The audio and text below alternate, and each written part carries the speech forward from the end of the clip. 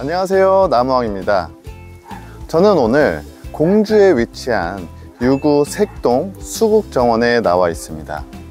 이 유구 수국정원은 약 3년 전부터 관광객들이 지속적으로 늘어나고 있는 그런 정원 중에 하나인데요, 지자체가 이런 성공적인 정원을 만드는 그런 대표적인 케이스 중에 하나라고 보시면 될 것 같아요. 많은 정원이 있지만 이곳을 한번 꼭 들려보셔서 어떻게 관리를 했는지, 그리고 어떤 수종들을 어떻게 배치했는지를 꼭 한번은 보셔야 지자체든 개인 정원이든 카페를 꾸미고 싶으신 분들이든 감을 잡지 않을까, 그런 생각이 듭니다. 과연 이 수국 정원이 어떻게 해서 성공했는지, 그리고 어떤 점이 아쉬운 부분인지 영상 끝까지 시청해 주시면 도움이 되실 거예요. 자, 제가 여기 수국정원에 와서 여기는 이래서 성공을 했구나 라고 생각한 6가지 포인트를 발견했습니다. 첫 번째로는 바로 수종 선택이 정말 잘 됐다. 여기에 대표적으로 심어진 수국은 바로 뒤에 보이시는 아나벨 수국, 아나벨 수국을 가장 많이 심었고, 또 옆에는 마크로필라 수국, 이 2가지 수종을 가장 많이 심어서 색이 여러 가지 있는 색동 수국 정원을 만들었습니다. 이 아나벨 수국은 4, 5년 전에는 많은 분들이 잘 모르던 수국 중에 하나였어요. 내한성, 추위에도 정말 강하고 꽃도 상당히 크게 피기 때문에 이런 대형 정원에서 이 아나벨 수국을 포인트로 심어 주시면 정말 예쁜 포토존을 만드실 수가 있습니다. 그리고 한 가지 색상만 나오는 게 아니라 이렇게 흰색, 핑크색, 진한 핑크색, 또 라임 색상의 꽃 색상까지 다양한 색상의 정원을 꾸미실 수 있어서 그 점이 참 잘했다, 이렇게 생각이 듭니다. 그리고 두 번째 성공 포인트는 바로 관리적인 부분입니다. 제가 유심히 봤는데 몇 가지 포인트가 있었습니다. 첫 번째로는 멀칭을 전부 다 해줬습니다. 이 멀칭을 해주는 이유는 여러 가지 이유가 있겠지만 가장 큰 이유는 풀 관리거든요. 멀칭을 해도 풀이 나긴 나겠지만 많이 나오지 않기 때문에 상당히 관리함에 있어서 이점이라고 보시면 됩니다. 이 두 번째는, 이게 가장 중요한 부분인데 바로 물 관리였어요. 충분한 수분을 주어야 얘들이 시들지 않고 싱싱한 꽃이 오래 가게 되거든요.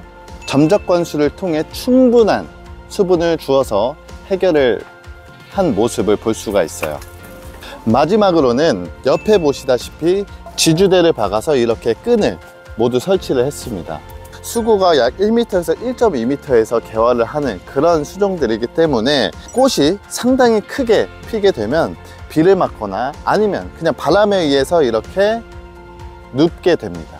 지주끈을 이용해서 그런 점들을 보완했고, 공주에서는 이 정원을 몇 년 동안 경험을 했다 보니까 이런 시스템이 잘 되어 있는 것을 확인할 수 있습니다. 그리고 세 번째로는 바로 물이 있는 환경을 조성했다는 점입니다. 옆에는 이렇게 어느 정도 규모가 있는 하천이 흐르고 있고, 또 가운데를 보시면 이렇게 습지를, 물이 있는 환경을 조성했어요.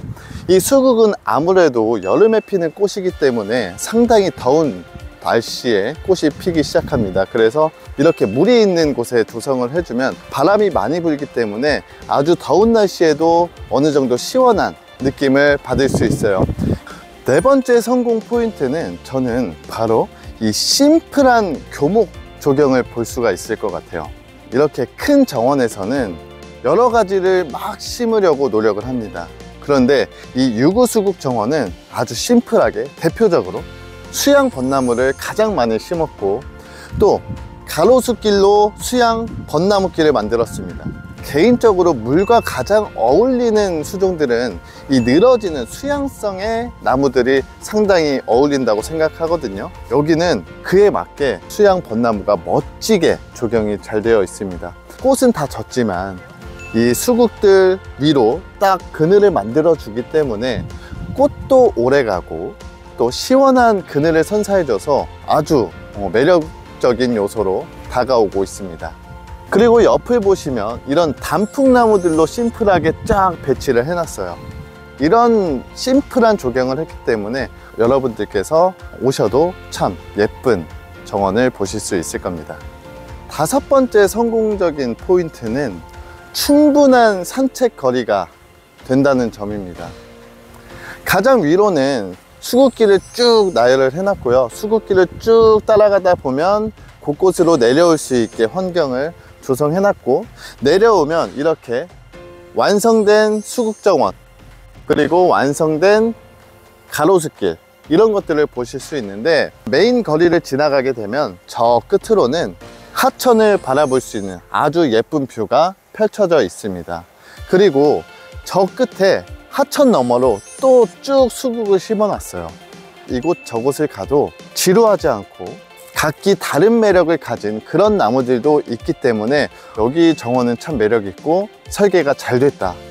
마지막 성공 포인트는 어딜 가도 포토존이 존재한다 라는 점입니다.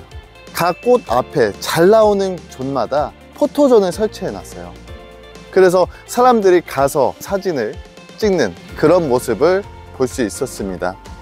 사진을 많이 찍는 게 왜 성공적인 포인트냐, 사진을 많이 찍어야 SNS도 올리고 블로그에도 올리기 때문에 지자체가 홍보할 필요 없이 자동적으로 홍보를 하게 만든다는 점입니다. 그래서 이 수국정원, 이 유구 수국정원이 성공적인 케이스가 되지 않았나. 자, 이렇게 유구에 위치한 수국정원의 아주 잘된 케이스를 여러분들에게 소개를 해 드렸는데요, 조금 아쉬운 부분들이 존재했습니다. 첫 번째는 주차할 공간이 너무 협소하다. 두 번째로는 첫 번째로 성공 케이스가 수종 선택이라고 말씀드렸는데, 아쉬운 부분에서도 수종 선택을 말씀드리고 싶어요. 제 뒤에 있는 이 마크로필라 수국이 그 잘못된 케이스인데, 꽃이 피지 않고 잎만 있는 수국들을 보실 수가 있습니다. 이 마크로필라 수국은 추운 지방에서 동해를 입게 되면 이렇게 꽃눈이 나오지 않고 잎만 나오는 경우가 많습니다. 그래서 이 마크로필라 수국 정원은 보통 남부지방에 해주시는 게 더 적합합니다. 그런데 이제 앞으로 나올 수국 중에 캔두, 아리바, 이런 품종들이 있습니다. 이 새로 나온 가지들에서 꽃대를 물고 나와서 계속 피고 지고를 합니다. 그래서 5월부터 꽃이 피기 시작해서 11월까지, 설이 내릴 때까지 꽃대를 물고 있습니다. 그래서 만약에 여기가 전부 캔두나 아리바 이런 품종으로 선택을 해 주셨다면 지금 정말 만개한 수국 정원을 보실 수도 있었을 거예요. 여기에서 부족한 컬러는 저는 블루라고 생각을 하거든요. 아마 여기에 있는 수국들이 블루 계열의 마크로필라 수국이었을 겁니다. 지금 가장 만개를 했을 시점에 이렇게 피지 않았다는 게 참 아쉬운 부분이죠. 그래서 여러분들께서는 앞으로 이 정원을 설계할 때나 이 정원을 만드실 때 꼭 전문가랑 상의를 하셔서 어떤 수종이 지금 현재 가장 예쁜지, 그리고 어떤 성공적인 케이스가 있는지, 어디에서는 뭐가 되고 어디에서는 뭐가 안 되는지, 그리고 이런 관리적인 부분까지 하나하나 체크를 해서 나무를 식재하셔야 정말 성공적인 정원을 만드실 수 있을 겁니다. 자, 어떠셨나요 여러분들? 이렇게 아름다운 수국들을 보면서 이 영상이 여러분들에게 도움이 되셨나요? 제가 앞으로 이런 정원들을 다니면서 잘된 케이스, 또 안 된 케이스, 잘못된 점, 이런 것들을 설명을 해드려서 여러분들의 정원 생활에 실패가 별로 없도록 이런 정보를 전달을 해드리도록 하겠습니다. 이상 나무왕이었고요. 좋아요와 알림 설정, 구독까지 해주시면 여러분들이 전원 생활에 많은 도움이 되실 거예요. 고맙습니다.